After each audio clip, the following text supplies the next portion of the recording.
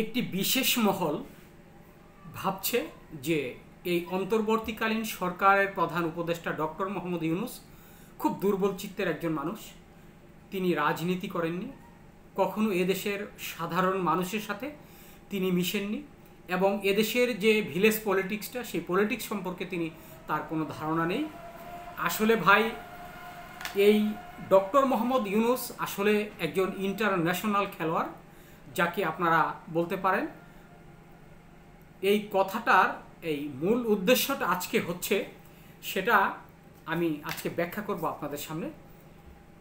আমি আজকে এই একটু পূর্বে আমি আমার খুব শ্রদ্ধাভাজন একজন আলোচক, রাজনৈতিক বিশ্লেষণ করে, যিনি মঞ্জুরুল আলম পান্না ভাই, তিনি কথাটা সরাসরি বলেননি, তিনি এটা মনে করেছেন। এটা মনে করার মতো একটি কথা, তার ব্যক্তিগত মতামত। তিনি যে ব্যক্তিগত মতামতটি দিয়েছেন সেটা হচ্ছে, সেনা সদরের পরিস্থিতি খুবই ঘোলাটে, ক্ষমতা নিতে যাচ্ছে সেনাপ্রধান ওয়াকারুজ্জামান। আসলে আমি এই জনাব মঞ্জুরুল আলম পান্না ভাইকে শ্রদ্ধা করি, তো উনি ওনার দিক থেকে যেভাবে আলোচনা করেছেন আমি তাকে সাধুবাদ জানাই, কারণ তিনি তার ব্যক্তিগত মতামতটা আসলে উল্লেখ করেছেন। আমি আমার ব্যক্তিগত মতামতটা আজকে আপনাদের সামনে উল্লেখ করব। এটা হলো আমাদের যারা রাজনীতি বিশ্লেষণ করে, যারা খুব বড় মাপের রাজনীতি বিশ্লেষক আছে, তাদের ধারণা। আজকে আমি যে ধারণাটা করছি সেটা হচ্ছে, আপনারা জানেন এবং দেখেছেন যে জাতিসংঘের মহাসচিব বাংলাদেশ সফরে এসেছেন। তিনি এই বাংলাদেশে যে 10 লক্ষ রোহিঙ্গা আমাদের দেশে এই মুহূর্তে আশ্রয় নিয়েছেন, এই রোহিঙ্গাদের নিয়ে তিনি সেখানে আলোচনা করেছেন এবং ইফতার পার্টি করেছেন আমাদের প্রধান উপদেষ্টা ডক্টর মোহাম্মদ ইউনূসকে নিয়ে। আসলে এই জাতিসংঘের মহাসচিব তিনি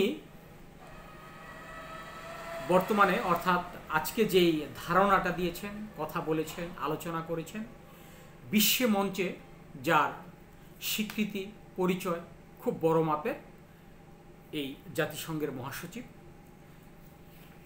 আমার দৃষ্টিতে এই জাতিসংঘের মহাসচিব তিনি ডক্টর মোহাম্মদ ইউনূসকে যে কথাগুলো বলেছেন, এই যে সংস্কার ইস্যুতে তিনি তাকে একটা খুব ভালো একটি পরামর্শ দিয়েছেন। সেই পরামর্শটা হলো, যতদিন প্রয়োজন হয় এই সংস্কার করার সুযোগ রয়েছে, এবং সংস্কার করেই বাংলাদেশে একটি সুস্থ এবং স্বাভাবিক এই আপনার নির্বাচন দেওয়ার কথা তিনি বলেছেন। আসলে এই মুহূর্তে আমার যেই মতামত সেটা হচ্ছে, বাংলাদেশে যে পরিমাণ এই মুহূর্তে আন্দোলন চলছে, একেবারে এই ঘরোয়া পরিবেশ থেকে মহানগর পর্যন্ত সব জায়গাতেই অপ্রয়োজনীয় কিছু আন্দোলন, সেই আন্দোলনগুলো রুখতে হলে অন্তর্বর্তীকালীন সরকারকে খুব কঠিন একটা পদক্ষেপ নিতে হবে।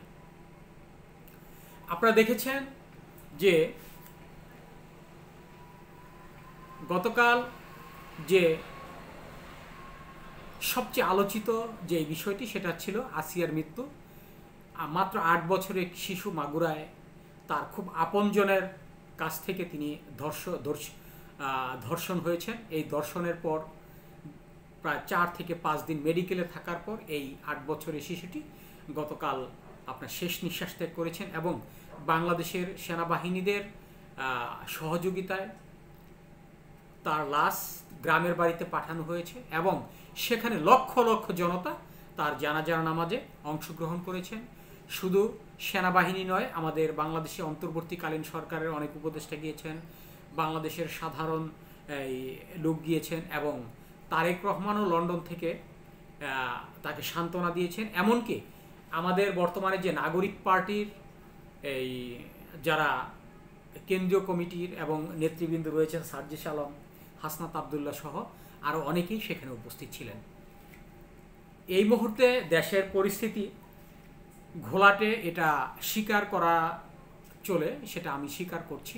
কিন্তু ঘোলাটেটা এমন একটা ঘোলাটে, যেই ঘোলাটেটা মাত্র 5 মিনিটে আপনার দমন করা যায় যদি আওয়ামী লীগের মতো সেটা পদক্ষেপ গ্রহণ করে। আপনারা জানেন যে আওয়ামী লীগ সরকার দীর্ঘ 16 বছর বাংলাদেশে যেভাবে এই বিভিন্ন আন্দোলনকে রুখে দাঁড়ানোর জন্য, রোখার জন্য এই আপনার তারা এই পুলিশ বাহিনী, তাদের ব্যক্তিগত ছাত্রলীগ, যুবলীগ এবং তাদের যে ব্যক্তিগত পার্টির লোকজন দ্বারা তারা যেভাবে দমনপীড়ন চালিয়েছে, এই মুহূর্তে অন্তর্বর্তীকালীন সরকার ইচ্ছা করে সেটা এই আওয়ামী লীগ সরকারের মতো ইচ্ছা করে তারাও এরকম করতে পারে। কিন্তু সেটা এই অন্তর্বর্তীকালীন সরকারের প্রধান উপদেষ্টা ডক্টর মোহাম্মদ ইউনূস সেটা করতে চাচ্ছেন না।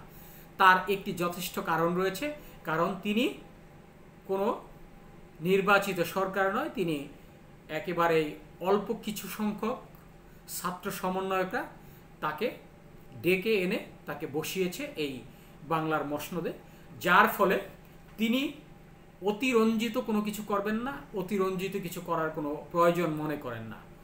তিনি যেভাবে এগুচ্ছে এভাবেই এগিয়ে গেলে আমি মনে করি, আর যদি এই বাংলাদেশের এই আপনার আইন শৃঙ্খলা বাহিনীটা নিয়ন্ত্রণ করতে পারে, তাহলে আগামী 5 বছরেও এই ডক্টর মোহাম্মদ ইউনূস ক্ষমতা ছাড়বে না, ক্ষমতা ছাড়ার কোনো প্রয়োজন পড়ে না এবং জনগণ সেটা ছাড়তে দিবে না। আপনারা জানেন যে 5ই আগস্টের পর যখন অন্তর্বর্তীকালীন সরকার 8ই আগস্ট গঠন করা হয়, তার পরপরই একটি দল যেভাবে আপনার বিভিন্ন জায়গায় দোকানপাট, বাড়ি ঘর সব জায়গায় হামলা, আপনার দখলবাজি, চাঁদাবাজি শুরু করেছে, এই বিষয়টা এখন জনগণের মধ্যে কতটা বিরূপ প্রতিক্রিয়া সৃষ্টি হয়েছে, মানুষ কতটা এই আপনার তাদের প্রতি যে বিদ্রূপ, তাদের প্রতি ঘৃণা, তাদেরকে মানুষ কতটা নিচু মনে দেখছে, সেই বিষয়টা এই মুহূর্তে কিন্তু পত্রিকাতে, ইউটিউব, ফেসবুক সহ বাংলাদেশের ইলেকট্রনিক্স এবং ইলেকট্রিক মিডিয়াতে সমানভাবে আপনারা দেখতে পাচ্ছেন, এবং সেটা ভিডিও ফুটেজ, আপনার ফটো ফুটেজগুলো সব আপনারা দেখতে পাচ্ছেন এবং বুঝতে পারছেন যে আসলে দেশের পরিস্থিতিটা কোন দিকে এগিয়ে যাচ্ছে। একদিকে যেমন আওয়ামী লীগ সরকারের প্রত্যেকটা সংগঠন, যেমন আওয়ামী লীগ, যুবলীগ, ছাত্রলীগ, স্বেচ্ছাসেবক লীগ, কৃষক লীগ সহ বাংলাদেশে বেশ কয়েকটি তাদের শাখা প্রশাখা রয়েছে, কেউ এই মুহূর্তে ঘরে থাকতে পারছে না, গ্রামে থাকতে পারছে না, শহরে থাকতে পারছে না। তারা যেভাবে পারছে, যাদের সামর্থ্য অনুযায়ী তারা বিভিন্ন দেশে পালিয়ে গেছে এবং তারা বাড়ি থেকে অনেকটা দূরে সরে রয়েছে। এই যে একটা বিষয়, আসলে আমাকে যদি কেউ আপনার এই এলাকায় স্থান না দেয়, আমিও কিন্তু একটি অশান্তি সৃষ্টি করার জন্য একটি চেষ্টা করব। আসলে ঘটনাটা এটাই ঘটেছে যে এখন আওয়ামী লীগ সরকারের যে অঙ্গ সংগঠন বাংলাদেশ ছাত্রলীগ, যেটার বয়স প্রায় 70 বছরের অধিক, এই সংগঠনটিকে যখন এই অন্তর্বর্তীকালীন সরকার নিষিদ্ধ ঘোষণা করেছে, তখন কিন্তু তারা একেবারে আপনার পাগল হয়ে গেছে যে তারা কিভাবে এই দেশে আবার নতুন করে কোনো আন্দোলনের সৃষ্টি করবে, কিভাবে শেখ হাসিনাকে দেশে আনবে। এই বিষয়গুলো নিয়ে যখন তারা বারবার চেষ্টা চালাচ্ছে, তারা কখনো কখনো বিভিন্ন মাধ্যমে তারা আন্দোলনের সৃষ্টি করছে। আপনারা জানেন যে 14 সালে গণজাগরণ মঞ্চের যে লাঠি, যেই লাঠিকে পৃথিবীর বাংলাদেশের মানুষ একটি নর্তকী মনে করে, একটা বেশ্যা মনে করে, আমি আজকে মুখটা খারাপ করেই বললাম, যাকে মানুষ দেখতে পারে না, এই লাঠি একটা এবং এই গণজাগরণ মঞ্চের যিনি প্রধান ছিলেন, মুখ্য, সেটা ইমরান এইচ সরকার, ডাক্তার ইমরান এইচ সরকার, যেভাবে মানুষকে এবং সরকারকে লেলিয়ে দিয়েছিল এই মুক্তিযুদ্ধের বিপক্ষে যারা ছিল তাদেরকে হত্যা করার জন্য, তাদেরকে ফাঁসি দেওয়ার জন্য, যুদ্ধ অপরাধীদের। আসলে এখানে শুধু যুদ্ধ অপরাধী ছিল না, অনেক ভালো মানুষ সেখানে ছিল, তাদেরও তারা ছাড় দেয়নি।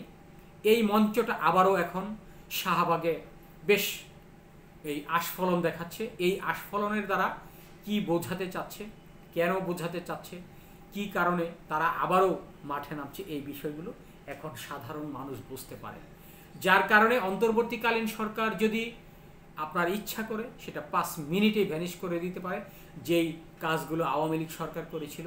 হেফাজতের সময় এক রাতে লক্ষ লক্ষ মানুষকে পরিষ্কার করে দিয়েছিল, ঠিক একই ঘটনা যদি এই অন্তর্বর্তীকালীন সরকার করতে পারে, আমি মনে করি যে আগামী 5 বছরেও এই বাংলাদেশে কোনো নির্বাচন হবে না, এবং অন্তর্বর্তীকালীন সরকার 5 বছর ক্ষমতায় থাকবে এবং দেশের সাধারণ মানুষ নিশ্চিন্তে তাদেরকে সাপোর্ট দিয়ে যাবে, এবং অন্তর্বর্তীকালীন সরকার সেই ক্ষমতা থেকে আমি মনে করি বাংলাদেশ একটি উন্নত দেশ হিসাবে স্বীকৃতি পাবে, এবং দেশে কোনো আন্দোলন না থাকলে আমরা মনে করি দেশের একেবারে সব কিছু থেকে শুরু করে এই একেবারে আপনার খাদ্যপণ্য, নিত্যপণ্য থেকে শুরু করে রাজনীতি সব কিছুতেই আপনার একটা সুফল পাবে বাংলাদেশ।